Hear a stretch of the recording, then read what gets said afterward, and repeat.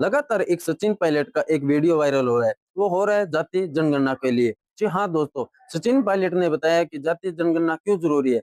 ये नहीं है कि लोग गिन लिए और हो गए, ये नहीं है। जनगणना इसलिए जरूरी है कि हर एक चीज में हर एक भागीदारी किसको कितनी है। जी हाँ दोस्तों, ये अति पिछड़ा हो, SC ST कितने, कोई OBC कौन सा भी हो, लेकिन हर एक चीज में भागीदारी कितनी है। जी हाँ दोस्तों, लेकिन हाल ही में जिस तरीके से मतलब हमारे राजस्थान के अंदर LDC के फॉर्म भरे भी जा रहे हैं, लेकिन 21% से 15% आरक्षण कर दिया गया है। लेकिन दोस्तों क्यों कर दिया गया है? सीधा-सीधा 475 पद कम कर दिए गए हैं। दोस्तों इसका मुद्दा उठाना चाहिए, सोशल मीडिया पर पोस्ट के द्वारा उठाना चाहिए, या फिर इसको लेकर हर एक चीज में ट्विटर हैंडल पर आलोक राज जी को कहना भी चाहिए कि क्यों हमारे साथ ऐसा अन्याय किया जा रहा है। आप आलोक राज मतलब सचिन पायलट का वीडियो देखिए, फिर हम इस पर चर्चा करें। और जो भ्रम फैलाया गया जातिगत जनगणना को लेकर, मैं स्पष्ट करना चाहता हूं। जब हम लोगों ने कहा कि जनगणना होनी चाहिए और क्यों होनी चाहिए, हम सबको पता है किसके क्या जाति गोत्र है, वो जानकारी कोई बहुत ज्यादा मुश्किल नहीं है। तो आप सेंसस करें, उसमें एक कॉलम और ऐड कर दें कि आपकी जाति क्या है, वो लक्ष्य नहीं है। लक्ष्य यह है कि इस देश में जहां 140 करोड़ रहते हैं, कम से कम आधे से ज्यादा लोग पिछड़े वर्ग के हैं, और हमारे दलित भाई बहनों आदिवासियों की गिनती पहले से होती है।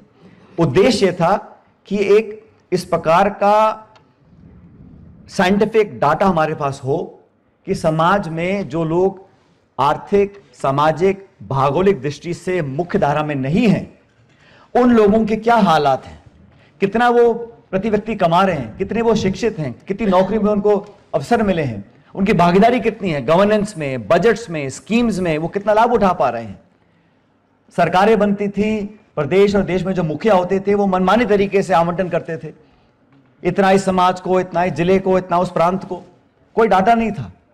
हम चाहते हैं पता तो पड़े, जिन लोगों के नाम पर वोट बटोरे जा रहे हैं वो किस प्रकार अपना जीवन व्यतीत करते हैं, उनके बच्चे बच्चियां कहां तक पढ़े हैं, पढ़ लिखकर कहां भटक रहे हैं, कितनी नौकरी उनको मिली है। इस प्रकार का जब विवरण हमारे सामने डाटा में आएगा तो हम कह सकते हैं कि हमने 100 रुपए आवंटित किए थे इस समाज के कल्याण के लिए, और यहां पे सिर्फ 20% पैसा यूज किया है, या यहां पर सब बहुत प्रगति कर चुके हैं। हमें किसी और वर्ग को विद इन ओबीसी देखना है, क्योंकि ओबीसी भी कोई एक समाज नहीं है।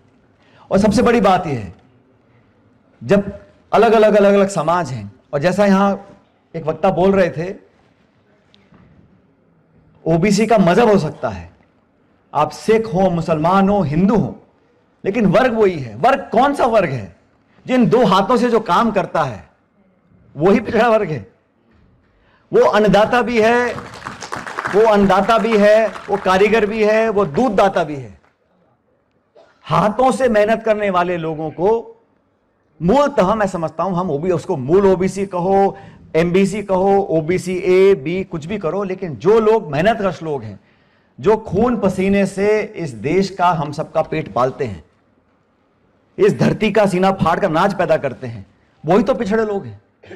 और उन लोगों को, इस पीढ़ी को और आने वाली पीढ़ी को हम लोग ताकत कैसे दे सकते हैं, यही जिम्मेदारी हमारे ऊपर है।